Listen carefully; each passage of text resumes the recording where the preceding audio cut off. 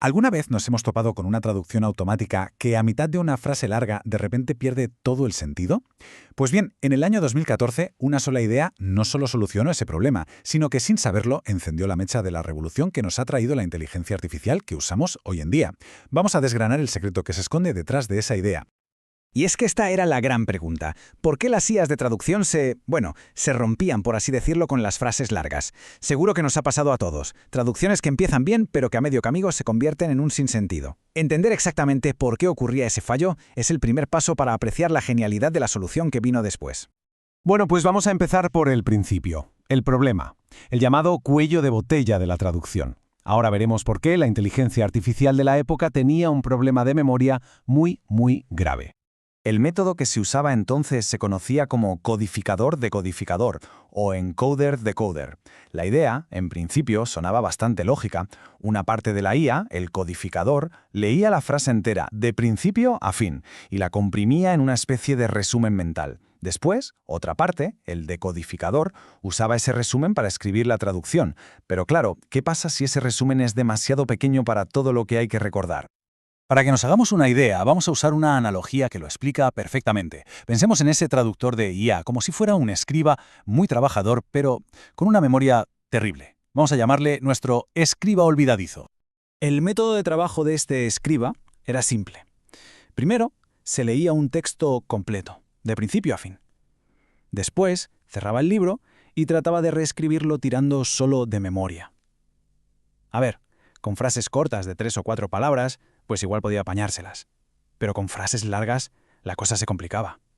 Para cuando llegaba al final de la frase, ya se había olvidado por completo de cómo había empezado. Un desastre. Y aquí está el quid de la cuestión, el fallo técnico. Daba exactamente igual si la frase tenía 10 palabras o 100. Absolutamente toda esa información tenía que meterse a la fuerza en una única caja de memoria, una caja de tamaño fijo. Es como intentar meter una enciclopedia entera en un post-it. Se perdían detalles, matices, el contexto. Era, en definitiva, un cuello de botella inevitable. Y ojo, que no es una forma de hablar. Los propios investigadores lo dijeron. Bahdanau y su equipo señalaron este punto exacto en su artículo. Como se puede leer en esta cita, sabían perfectamente que obligar a la IA a usar un vector de longitud fija era el gran obstáculo que tenían que derribar. Y entonces llegó la solución. El equipo de Bahdanau, Cho y Bengio propuso una idea que no era una simple mejora, sino una forma completamente nueva de pensar. Daba la bienvenida al mundo al mecanismo de atención. Volvamos un momento a nuestra analogía del escriba.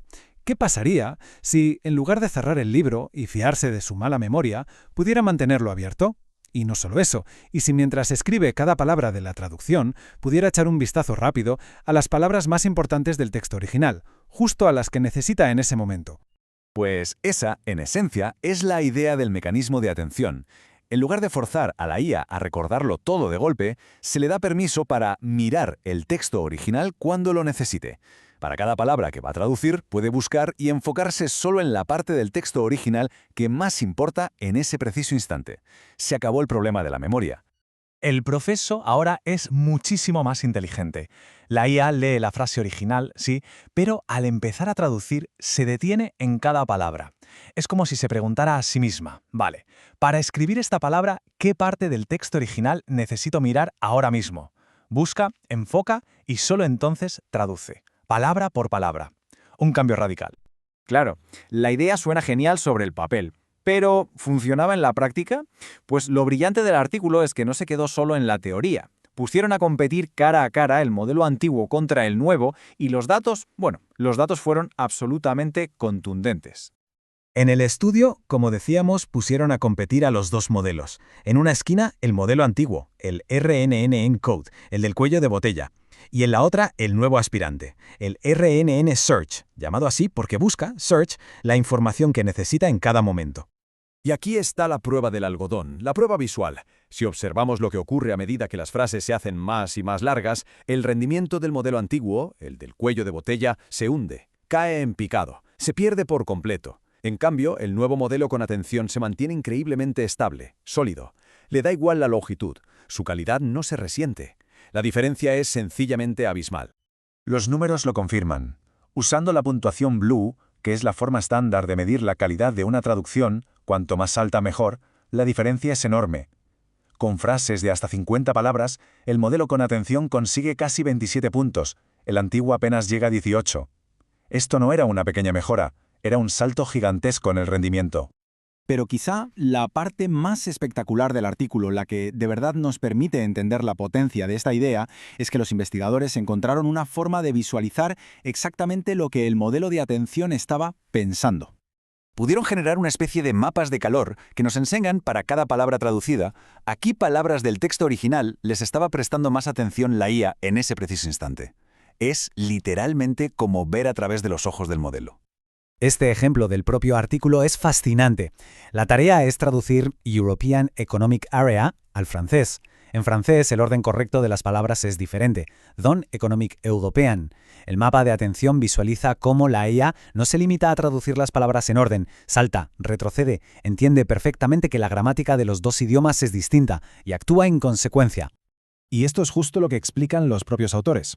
El modelo traduce zone alineándolo correctamente con area, fíjate, la última palabra con la primera, y luego retrocede para traducir economic con economic y european con european. Entiende el reordenamiento de palabras porque sencillamente puede mirar a dónde necesitan cada momento. Muy bien, pues para terminar, veamos el legado. ¿Cómo es posible que una idea que nació para mejorar la traducción acabara revolucionando por completo todo el campo de la inteligencia artificial? 2014. Hay que quedarse con ese año, el año en que un solo artículo de investigación cambió el rumbo del desarrollo de la IA para siempre. El impacto fue total. Por un lado, resolvió el problema de la memoria para secuencias largas, pero lo más importante es que demostró algo fundamental, que una IA podía aprender a prestar atención de forma selectiva. Este concepto es la semilla de la arquitectura Transformer, la tecnología que hoy en día impulsa a casi todos los grandes modelos de lenguaje que conocemos. La pregunta que nos dejó este trabajo resuena todavía hoy. Si hemos logrado que una IA aprenda a mirar selectivamente un texto, ¿qué es lo siguiente? ¿A qué más podemos enseñarle a prestarle atención? ¿Podrá algún día prestar atención al contexto de una conversación? ¿A una emoción en una imagen? ¿O a la intención oculta tras nuestras palabras? Esa es la verdadera frontera que abrió este increíble avance.